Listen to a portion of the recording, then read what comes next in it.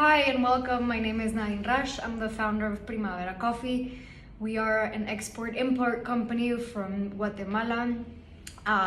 We have been working with Rob from Butterworth for this would be our 11th year, so essentially since we started. I think he was one of our very first customers who took a leap of faith and decided to start working with us with the coffees that we represent, which at the beginning were, only a few producers, but now we currently work with many producers, mostly small producers, and a lot of women producers, which I think is the main topic for today. So here we go. We have a few questions.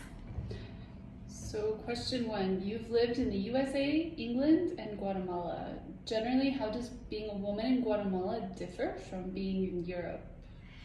Yeah, there's a big culture difference between being a woman in Guatemala and being a woman in Europe. I think there's both pros and cons depending on how you view it, but overall, the main difference would be that maybe Europe is a little bit more advanced in the acceptance of women in the workforce over there than it is here.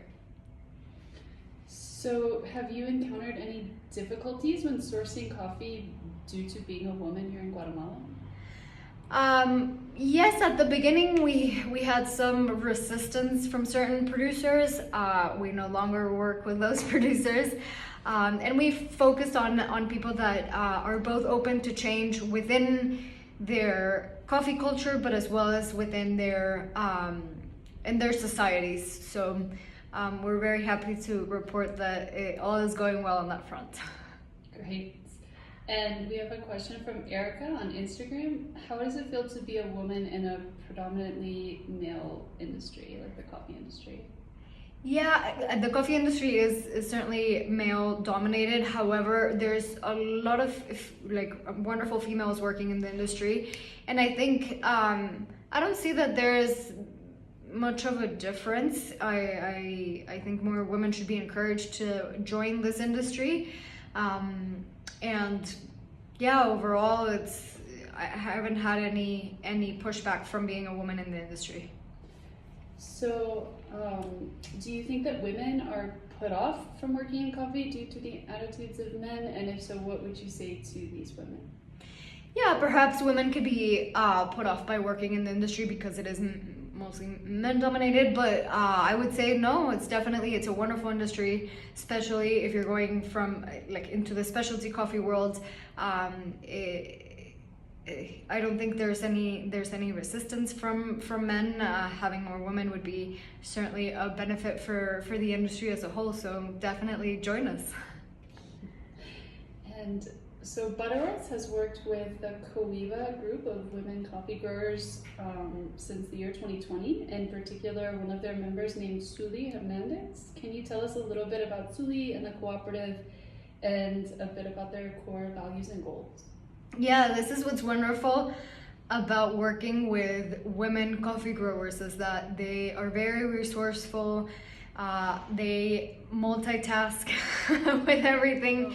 The cooperative initially started as a group of mothers that needed help babysitting each other's children. So they started, helping each other out, and then all of a sudden they're like, oh, we could also make this into a savings and loan cooperative.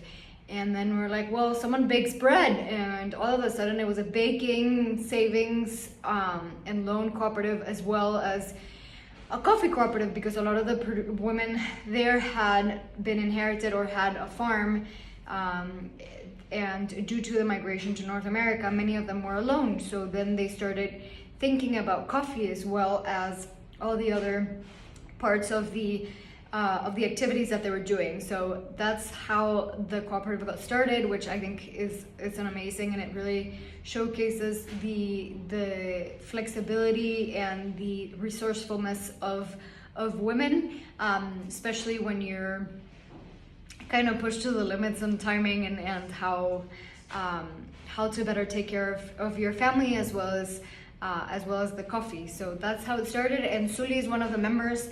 She has 3 kids, and her husband recently returned from the US. That's why she has two older kids. That makes sense now. They have two older kids and a very young child.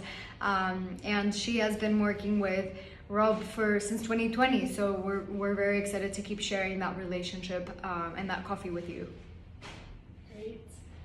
So then just a few more questions. Who are your biggest inspirations? Inspirations. Yeah, I think my sister is a great inspiration. She works in an even more male-dominated industry and has worked her way through it. And yeah, I see her as a big inspiration. Great. What are you most proud of doing? I think for me the proudest moments are when we see the coffee from producers that we've been working with for many years, all the way to the bags of the coffee where their name is on it and where that coffee is shared with the end consumer or the coffee drinker. Which woman do you admire the most? Ooh. I don't know. I think I'd have to think on that. I think that's a very deep question. What message would you find important to share with young women thinking about their career?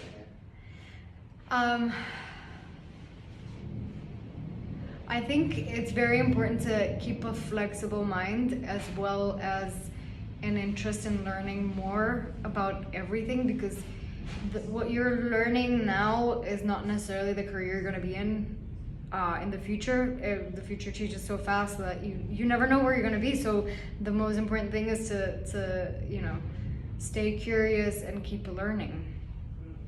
And finally, was it always part of your plan to become a leader? Oh, no. No, I think when you do something with a passion and have a clear vision of where you want to go, things become, I wouldn't say easier, but certainly clearer.